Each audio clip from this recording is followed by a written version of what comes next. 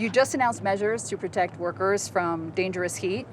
What do you say to states like Texas that just passed a law to strip the ability of local authorities to mandate water breaks for their workers? I think it's cruel. I think it's outrageous. I think it's consistent with what the governor down there is doing. You know, they have more cheaper cheaper wind and solar energy than any other state, and he wants to cut it back so they can have more oil. I don't get these guys. It's not about extreme heat, right? It's not just that. We have wildfires, we have hurricanes, and major insurance companies are pulling out of these high-risk states that have all this extreme weather. If people can get coverage, for many, it is unaffordable. It is hard to pay the bills. So what is the federal government's responsibility to fill the void for the families and the small businesses that can't afford the premiums? Well, look, first of all, we're in a situation where the way in which we're dealing with, many states are dealing with the energy crisis is outrageous.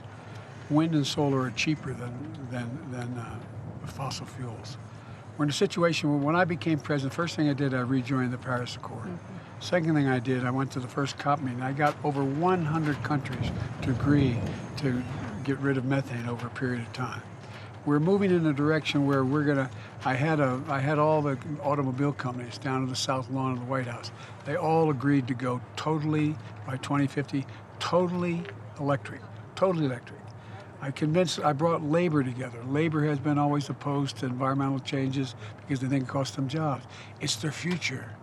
They're going to build 550,000 electric charging stations all across America. My mom used to say, out of everything bad, something good will come if you look hard enough for it. There's an enormous opportunity. We're growing the economy. We're in fact, but it's not enough for us to do. We have to change the whole world's attitude. And right now, Russia and China are very, very difficult partners. They're also an environmental justice issue because climate change is disproportionately hurting people of color and people below the poverty line. What is your administration doing to address environmental justice? 40% of all the funding is going to go to those people. Look, I was raised in a town called Claymont, Delaware. Okay. When you got up in the morning, my mother would drive us to the little Catholic school we went to about 3/4 of a mile up the Philadelphia Pike. The first day of frost, you turn on the windshield wiper, there'd be an oil slick. Higher cancer rates than almost anywhere in America. I understand what these frontline communities are going through. Route 9 in Delaware, the same thing. Look what's going on in Louisiana. So we're focusing on those areas to get the help first, and 40% of it's going to go to them. Let's talk Gen Z, because they're going to play a big role in the next presidential election. And many of them are angry about the 7,000 oil and gas permits you approved since you've been in office. You promised no new drilling on federal land or offshore. Can you tell Gen Z that you haven't broken your promise? Yes, because the courts overruled me. The court said I couldn't do it. I wanted to stop all drilling on the East Coast and the West Coast and in the Gulf, but I lost in court. But we're still pushing.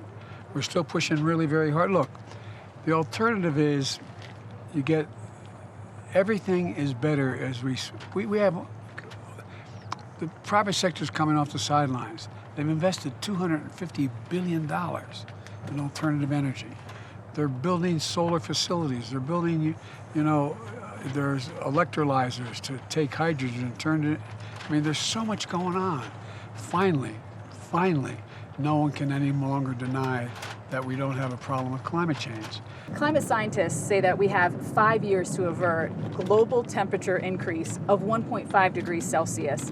And yet the United States is one of the top emitters. Does this make the United States look hypocritical on the world stage? No, let's get it straight. Okay. The United States was the top emitter along with China for a long time because we emit more than any other country. And that was before the climate change, anything began. It's one of the reasons why we have a problem. And so what we're doing is, notwithstanding not a single solitary person in the other party voted for my $368 billion climate change, not one of them. They're all kind of taking credit now. I kind of find it interesting. But my point is that we're making significant progress. For example, every vehicle in America by 2050 is going to be an electric vehicle.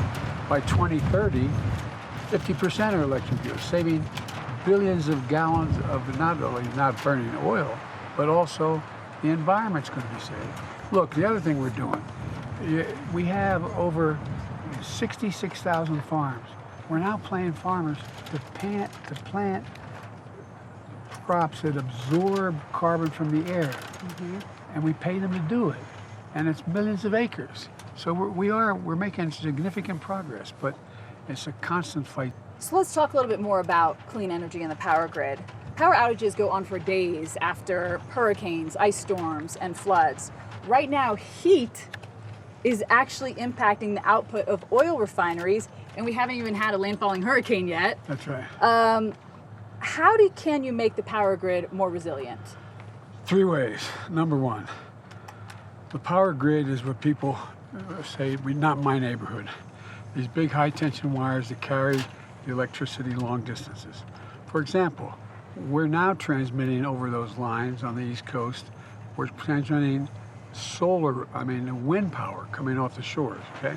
But the power grid, that electricity is going through these lines. When storms come and knock them down, the forest catch fires. There's 3 things we have to do. Number one, strengthen the power grid. When you build these things back up, build them much more sturdy than they are now. But secondly, spend the money to go underground. When you go underground, put them in pipes, it costs more, but it's fundamentally safer. And the third thing is to make sure that when we're doing this, we are cleaning the floor of the forest. If you ride up here, you'll see a lot of places, you'll see, dead timber lying around. Well, lightning starts storms too. So the biggest thing we're doing is making sure that you have greater resiliency in these facilities so that you don't have as many fires. And we're beginning to make some progress in that. It's very expensive. Let's move on to solar panels because they aren't cheap.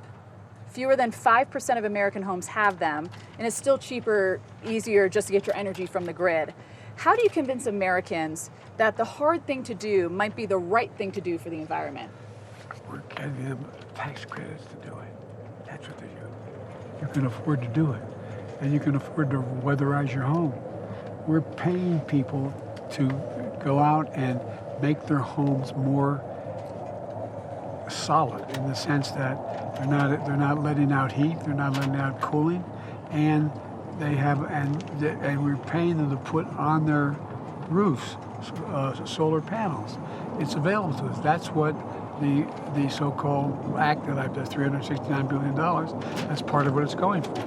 And it's starting to catch on. Just last year, the Government Accountability Office reported climate change threatens military and civilian infrastructure and can even affect migration patterns. So sure. How is the U.S. preparing the military?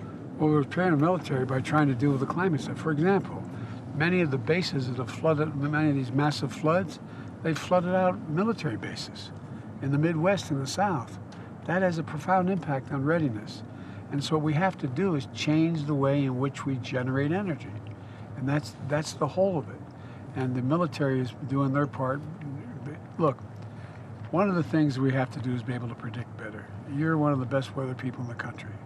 Well, the federal government put up a lot of satellites up there. Okay, it's very sophisticated to measure temperatures, to measure what's going on, and AI as well.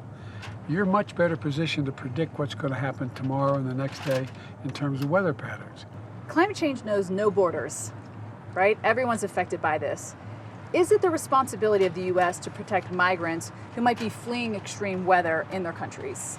Look, I think the United States should do everything it can to help people who are in desperate need and have no other means of help.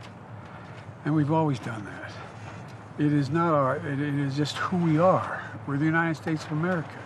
And the idea to begrudge the ability to do it, for example, one of the things we're doing is we're providing for changing the environment, the physical structures in the countries which they come from. So they have better lighting, they have more secure, for example, you have so many lead pipes all across America and throughout the country. You have 440,000 schools, you turn on the water fountain and you may have lead in the water. And there's thousands of people. We're replacing every single lead pipe in America. We're loaning people money to do that, and I'm going to be meeting with the president of Brazil. For example, Brazil and the Amazon is more of a carbon sink, taking carbon out of the air than any place else in the world. It absorbs as much carbon in a day as America emits in a day. So it's overwhelming. We're also working together, and I've got the G7 nations agreeing that we're going to build infrastructure to provide for alternative energy sources in Africa and South America. All of us because it's in the interest of Europe, it's the interest of the North, it's the interest of the United States to see that happen. So there's a lot of things we're doing. A lot of it requires international engagement as well.